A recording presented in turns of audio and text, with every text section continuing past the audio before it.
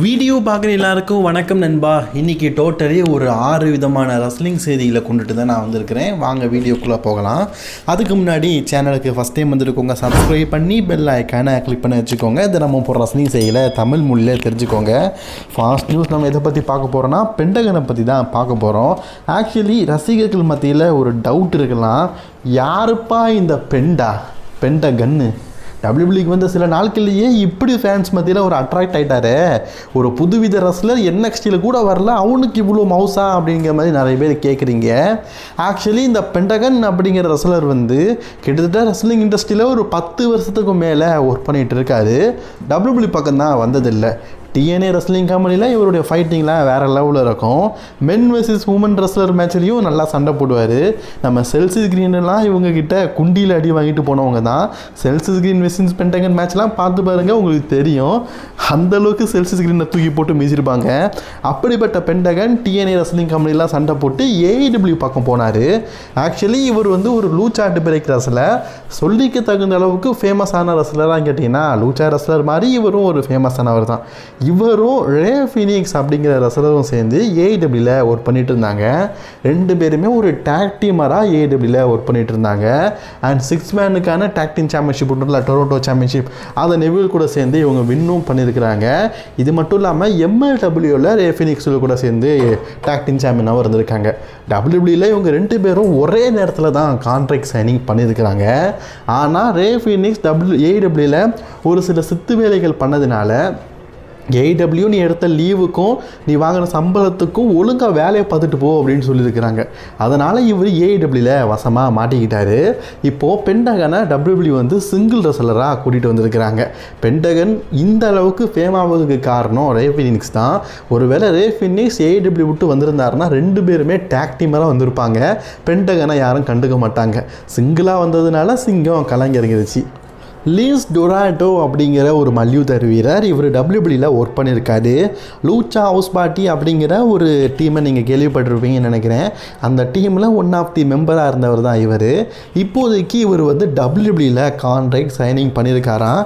இவர் வந்து ஒரு நல்ல ரெஸ்லர் தான், சண்டை கூட போடலாம். லூச்சா ஹவுஸ் பார்ட்டியை WWE அந்த டைமில் ஒழுங்காக யூஸ் பண்ணலை, ரிலீஸ் பண்ணிட்டாங்க இந்த ரெஸ்லரை. இப்போ இவர் WWEக்கு மீண்டும் வந்திருக்காரு. இவர் வந்து தான் ரெஸ்லிங் கெரியர்லேருந்து கொஞ்சம் விலகி ட்ரெயினராக இப்போதைக்கு WWEயில் ஜாயின் பண்ணியிருக்காராம். இப்போ சமீபத்தில் நடந்த NXTயோட லைவ் ஈவெண்ட்டில் எப்படி சண்டை போடணும் அப்படிங்கிறதுக்காக, அதாவது ஒரு கோச்சிங்காக வந்திருக்காருன்னா கண்டிப்பாக அவருக்கு ரெஸ்லிங் தெரியணும். அதை ஒரு ரெஸ்லர் கூட பார்த்தீங்கன்னா சண்டை போட்டிருக்காரு. அதை தன்னுடைய சோஷியல் மீடியாவில் போட்டு நான் NXTயோடைய ட்ரைனிங் சென்டருக்கு வந்துட்டேன் அப்படிங்கிறத சொல்லியிருக்காரு. இவரும் பார்த்தீங்கன்னா மற்ற ரெஸ்லர்ஸ் மாதிரி ஒரு லூச்சா லிபரேட் ரெஸ்லர் தான். நான் ரே ஃபினிக்ஸ்னு சொல்லிட்டு இருந்தோம்ல, அவர் இப்போ வசமாக AEWவில் மாட்டிக்கிட்டாரு. அவர் ஒரு கான்ட்ராக்ட் முடிஞ்ச பிறகு தான் விடுவாங்க, அதுக்கப்புறம் தான் WWEக்கு வருவார்னு. ஒருவேளை வந்திருந்தாருன்னா பெண்டகன் கூட சேர்ந்து டேக் டீமாக இருந்திருப்பார். இதுக்கப்புறமா சிங்கிள் கெரியர் ஆரம்பிக்கலாம். டிராகன் லீ மாதிரியே இருப்பார், ரே மிஸ்டரி மாதிரி இருப்பார். இப்போது என்ன சொல்லியிருக்காங்கன்னா, இதுக்கு பேசாமல் ரே ஃபினிக்ஸாக AEWவில் சும்மா வச்சுக்கிறதுக்கு பேசாமல் டோனி கான் வந்து அவரை ரிலீஸ் பண்ணிடலாம்ல அப்படின்னு சொன்னதுக்கு டாம் அப்படிங்கிறவர் ரொம்பவே கோவப்பட்டு ஒரு பதில் அடிச்சிருக்காரு. இந்த டாம் அப்படிங்கிறவர் யார் பார்த்தீங்கன்னா பேரன் கார்பன் தான். நம்ம டாமு WWE விட்டு ரிலீஸ் ஆனதுக்கப்புறமா பேரன் கார்பனுக்கு பேரை கேட்டிருக்காரு. கார்பின் அப்படிங்கிற பேரை கூட நீங்கள் யூஸ் பண்ணக்கூடாது அப்படின்னு WWE வந்து சொல்லிட்டாங்க. ஐயோ பாவம், WWE இத்தனை வருஷமாக நான் நல்லா சின்சியராக ஒர்க் பண்ணி அவருக்கு கிடச்சிது, இதுதான் போல இருக்குது. இப்போது டாம் வந்து என்ன சொல்லியிருக்காருன்னா, நீங்கள் ஒரு கம்பெனியில் ரெஸ்லிங் பண்ணும்போது சண்டை போடக்கூடாது, அந்த ஹானரி நீங்கள் வந்து சண்டை போடணும், சண்டை போடக்கூடாது அப்படிங்கிறது உங்கள் விருப்பம். ஆனால் டோனி கான்ட்ட நீங்கள் கான்ட்ராக்ட் சைனிங் பண்ணியிருக்கீங்க. கான்ட்ராக்டில் நீங்கள் ஊதியத்துக்கு ஏற்ற மாதிரி சண்டையும் போடலை, எதுவுமே பண்ணலை. கான்ட்ராக்ட் முடிகிற வரைக்கும் இருக்க வேண்டியது உங்கள் கட்டாயம். இதை வந்து நீங்கள் வந்து உரிமை மாதிரி கேட்கக்கூடாது அப்படிங்கிற மாதிரி சொல்லியிருக்காரு. அதாவது என்ன சொல்லியிருக்காருன்னா, ஒன்றும் இல்லைங்க, நீ வந்து சம்பளம் நல்லா வாங்கியிருக்கிற, கான்ட்ராக்டாக கொடுத்துருக்குற, ஆனால் இப்போ அவன் என்னை விடமாட்டுக்கான், என்னை வச்சு செய்கிறான் அப்படின்னு சொல்லிட்டு கம்ப்ளைண்ட் கொடுக்குற, ஒழுங்காக வாங்கின காசுக்கு சண்டையை போட்டுட்டு போ அப்படிங்கிற மாதிரி சொல்லியிருக்காரு. சோலோ சிக்காவா இப்போ சமீபத்தில் நடந்த ஸ்மாக்டவுனில் என்ன ஆளு விடுங்க சாமி அப்படின்னு சொல்லிட்டு போயிட்டாரு. இதை பார்த்த பல ஃபேன்ஸ் வந்து சோலோ சிக்காவா எப்போ வருவார், சோலோ சிக்காவா சாமி எப்போ வருவார், என் ஜாமி அப்படிங்கிற மாதிரிலாம் சில பேர் கேட்குங்க. சரி, சோலோ சிகாவை பற்றி ஒரு அப்டேட்டும் கிடச்சிருக்குது. சோலோ சிகாவா இப்போதைக்கு வெக்கேஷன் லீவுக்கு போயிருந்தாலும் WWE பார்த்திங்கன்னா ஜான்வரிக்கு அப்புறமா நிறைய ஷோஸில் வந்து சோலோ சிகாவை அட்வர்டைஸ் பண்ணியிருக்கிறாங்களாம்.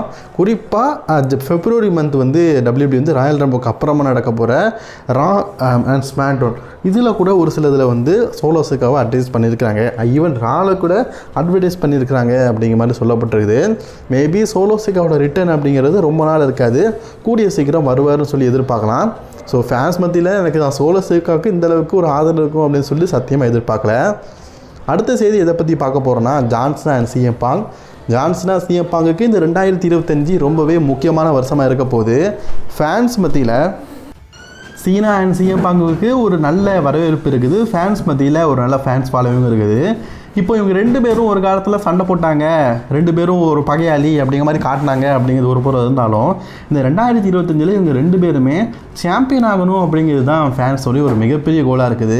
ஈவன் எப்படி ஒரு சாம்பியன் விசஸ் சாம்பியனாக இருந்தாங்களோ அதே மாதிரி 2 பேருமே இந்த வருடம் ஒரு சாம்பியன் ஆஃப் த கோலாக இருக்கணும். அதாவது எப்படி நான் உங்கள்கிட்ட சொல்லணும்னா CM Punk அண்ட் ஜான்சனா 2 பேரும் ஒவ்வொரு ஹெவி வெயிட் சாம்பியனாக இருக்கணும் அப்படிங்கிறது ரசிகர்களுடைய ஆசையாக இருக்குது. இப்போ ஜான்சனா அன்டிஸ்பியூட்டட் யூனிவர்சல் சாம்பியனாக இருக்காருன்னு வைங்களேன், இந்த பக்கம் CM Punk heavy weight champion ஆகவும், ஜான்சனா ஹெவி வெயிட் சாம்பியனாக இருந்தால் இவர் அன்டிஸ்பியூட்டட் யூனிவர்சல் சாம்பியனாகவும் இருக்கணும் அப்படிங்கிறது ஃபேன்ஸோடைய ஒரு மிகப்பெரிய குறிக்கோளாக இருக்குது.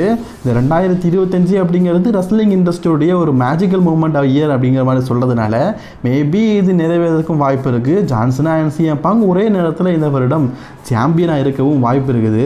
இதுக்காக பல ஃபேன்ஸும் காத்துட்ருக்குறாங்க. பட் ஆனால் அது நடக்குதா இல்லையா அப்படிங்கிறத சிறிது நாட்கள் நம்ம வெயிட் பண்ணி தான் பார்க்கணும். என்னை பொறுத்த வரைக்கும் ஜான்சனா CM Punk ஒரு பெஸ்ட்டு காம்போ. இந்த அதுலேயும் நம்ம CM Punk இப்போ சொல்லியிருக்க ராயல் ரம்பிள் நான் சீனாவே எலிமினேட் பண்ணுவேன்னு.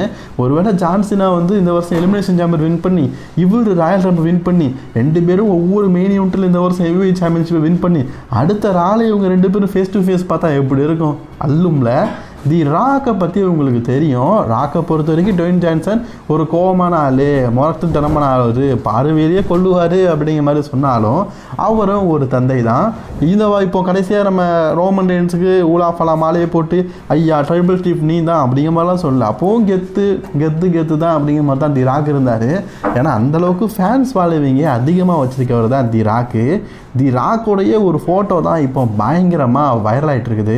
அதாவது ராக்கை நம்ம ரெஸ்லிங் இண்டஸ்ட்ரியில் எப்படி பார்த்துருக்குறோம், கோவமான ஆள், கோடி ரோட்ஸோடைய வாயிலிருந்து ரத்தத்தெல்லாம் வர வைப்பார், ஒரு பயங்கரமான ஆள், மூர்க்கத்தனமான ஆள் அப்படிங்கிற மாதிரிலாம் பேசிகிட்டு இருப்போம்.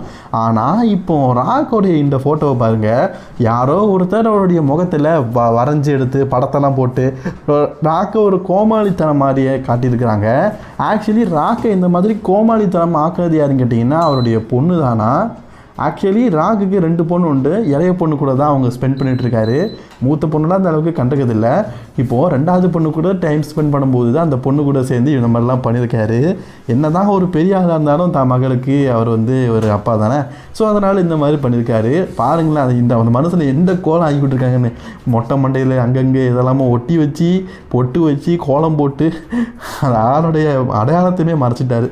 ஸோ ராக் என்ன தான் பயங்கரமான ஆளாக இருந்தாலும் நான் சொன்ன மாதிரி அவரும் ஒரு தந்தை, அவருக்குள்ளேயும் பூவுக்குள்ளே ஒரு ஃப்ளவர் இருக்க தான் செய்யும். அதனால் இப்படி ஒரு விஷயம் நடந்திருக்குது. ஸோ இதெல்லாம் பார்க்கும்போது நல்லா தாங்க இருக்குது. ஓகே, இன்றைக்கான ரெஸ்லிங் செய்திகள் அவ்வளோதான். பிடிச்சிருந்துன்னா லைக் ஷேர் கமெண்ட் பண்ணிக்கோங்க. தொடர்ந்து வீடியோ பார்க்கறதுக்கு சேனலை சப்ஸ்கிரைப் பண்ணிக்கோங்க.